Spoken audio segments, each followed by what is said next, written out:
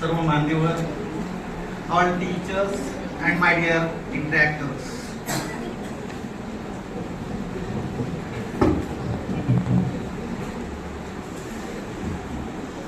आपण या ठिकाणी पाहिलं आहे, आज आपल्या स्कूलमध्ये इंटरॅक्ट क्लबची स्थापना झालेली आहे. इंटरॅक्ट क्लबची स्थापना ही कशासाठी करतात आणि त्याचे बेनिफिट्स काय आहेत आपण थोडक्यात बघूया.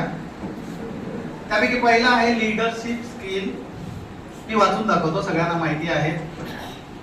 Communication skill, social responsibility, global exposure, international network, culture exchange, teamwork and friendship, career and academic boost, skill building, time management, event planning, fund raising and project execution.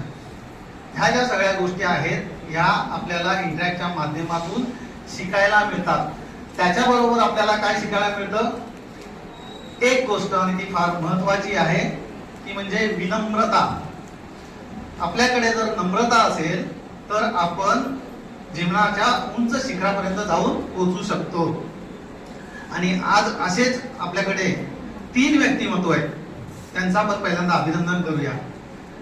त्यापैकी पहिली आहे आउट गोईंग प्रेसिडेंट आदिती. तिचा आपण जोरदार टाळ्या वाजवून एकदा स्वागत करूया. दुसरा म्हणजे इनकमिंग प्रेसिडेंट सई. हिचाही आपण एकदा जोरदार टाळ्या वाजवून स्वागत करूया. आणि तुमच्या सर्वांच्या लाडक्या सुपरवायझर ज्या रोटरीच्या पेशंट झालेल्या आहेत त्यांच्या एकदा जोरदार टाळ्या वाजवून आपण अभिनंदन करूया. मित्रांनो, आपल्याकडे नम्रता का असावी, विनम्रता का असावी. आपण पाहिलं असेल, लंकाधिपती रावण ह्याच्याकडे खूप ज्ञान होता, तो खूप ज्ञानी होता, तपस्वी होता, सामर्थ्य होतं, पण तरीही आपण पाहिलं असेल केवळ त्याच्या अहंकारापोटी एक तुच्छ वानराला जाळण्यासाठी त्याने जो प्रयत्न केला आणि त्या वानरामुळे केवळ आपलं राज्य पूर्ण त्याने भस्मसात करून घेतलं. आणि त्याचबरोबर आपल्या अहंकारापोटी त्याने आपल्या पूर्ण कुलाचा नाश केलेला आहे. म्हणजेच आपल्याकडे जर सहनशीलता असेल, नम्रपणा असेल, नम्रता असेल तर आपण जगात कुठेही उंच शिखरावर जाऊन बसू शकतो.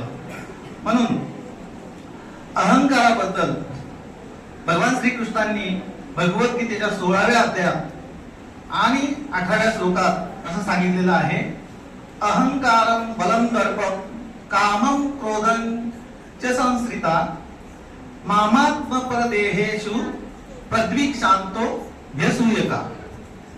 याचा अर्थ असा होतो, अहंकाराने भरलेला माणूस, मत्सर द्वेष असा माणूस, त्याच्या समोर कोणीही सूज्ञ मनुष्य आणून ठेवला, प्रामाणिक माणूस आणून ठेवला तरी त्याला त्याच्यात काही दोषच दिसून येतात.